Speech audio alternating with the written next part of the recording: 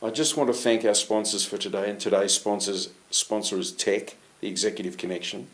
I've been associated with Tech for many years. I've been both a member and a facilitator, a Tech chair.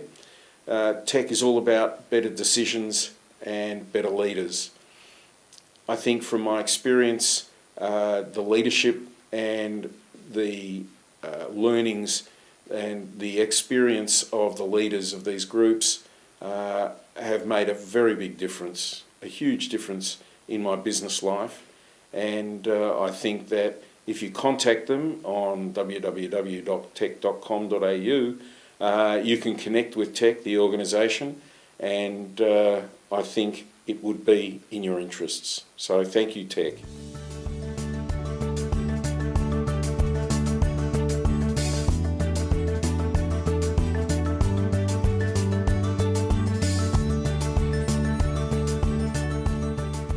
Welcome back, Steve, to the show. Just after the break, or through the break, we were having a conversation about governance and corporatisation and professionalisation. Steve, your views on corporatisation, professionalisation? Yeah. I think that would be really great for the listeners. Okay, as I said before, it's about appropriate governance, and I suppose family businesses have to be mindful about how they go about and set up a governance structure. And as you've stated, there's a lot of family businesses that really don't have sufficient governance for the size that they are. But what I found is you've got to be mindful about hopefully not going down to become a corporatisation, definitely professionalising, but with a heart and with a soul. So what was really interesting in the early stages of our new board, which was heading very quickly down a corporatisation process, I was involved with a strategy session. And it was really interesting because it was somewhat manipulated, and the outcome from that is the most important person in the room at any one time is a shareholder.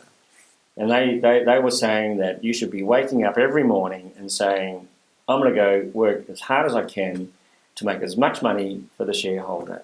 And that really didn't get the people in the room all that excited, really. The way I see it is that the shareholder and the advantages gained by the shareholder is a byproduct of a good organisation. So if you can manage that organisation, have tight governance, appropriate governance, good people, and you become profitable, then the shareholders will get the value. But you shouldn't say, and what I've been doing of recent times is I came across at one of our family business Australia meetings, I came across somebody who was talking about conscious capitalism.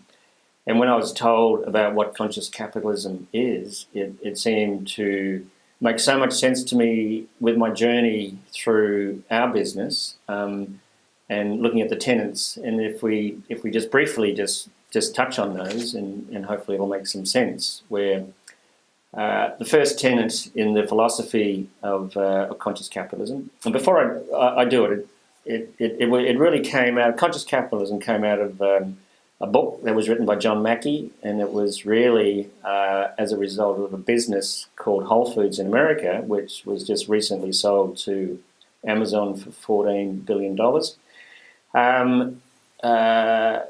Was really about how he built his business using the philosophy and the idea of conscious capitalism. So the first thing is that you have to make money, otherwise next month you can't pay your employees. So making money is an essential lifeblood for the organisation, but it's not the end. It's creating a purpose that people can aspire to.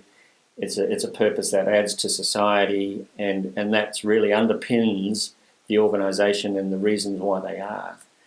And then the next thing is that when you create your business model, you make sure that there's a win-win-win. And my style of doing business has always been that I can build a partnership with somebody else and make sure that partnership, that arrangement grows, because we're both winning out of this. It's not about how do I get something over you, how do I maximise or exploit that relationship. And if we look at the story of Whole Foods, it really shows up in the early stages where they only had 2 stores in Texas, and one week they got wiped out by flood.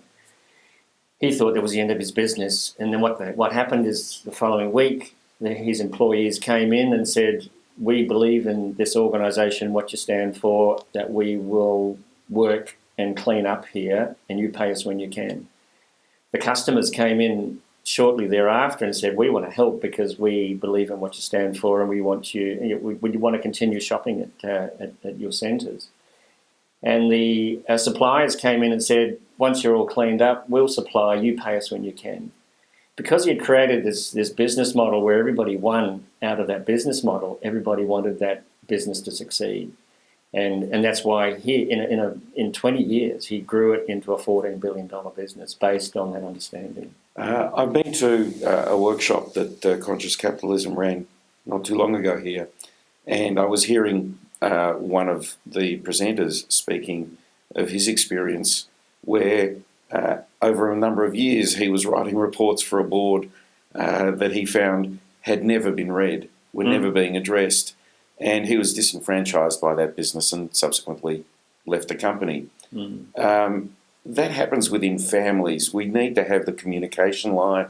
We need to understand what we're trying to achieve with the business, and we want to be able to share the benefits and be able to really enjoy it. And if it gets too large, how do we empower those family members and those members of the businesses to enjoy it? Like enjoyment. It is interesting. The wealth that comes from the business is an enabler, and it enables that family to prosper and do things. I remember at one of our conferences we had the owner of a very famous winery, and he said, in the bottom right-hand drawer of my desk, all the papers, all ready to go. All I got to do is sign it to sell the business. The minute, if the business gets in the way of the family, it no longer serves its purpose. So yeah, it's there for one. It's a vehicle for the family to hopefully manifest their dreams and their opportunities, and to educate them, make them better people, and create something of some note. This family group that I'm working with this afternoon, that whole purpose is to enhance humanity. And they're actually doing work which is world's best practice here in Perth, which is going to really impact the globe.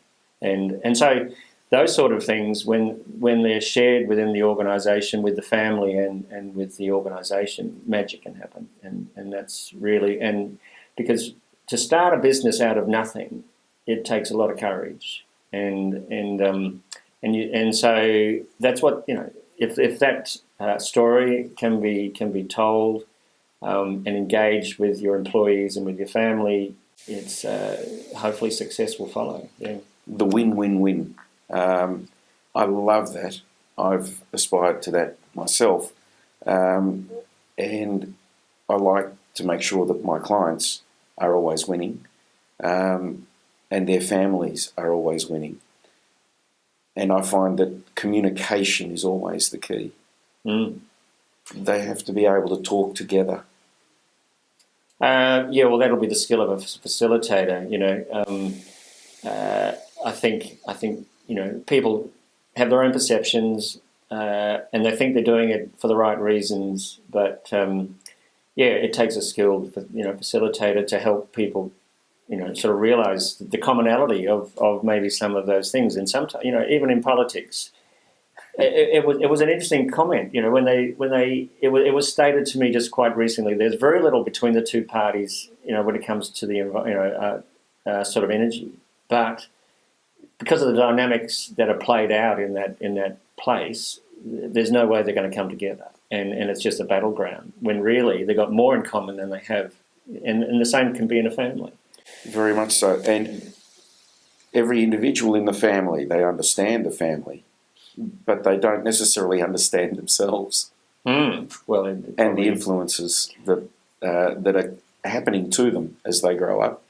And that's one of the things that through Family Business Australia, through being part of forum and things like that, is they can learn about themselves through interaction with others. I think that's where you find out about yourself, is through that interaction, not through necessarily sitting at home and looking at the ceiling.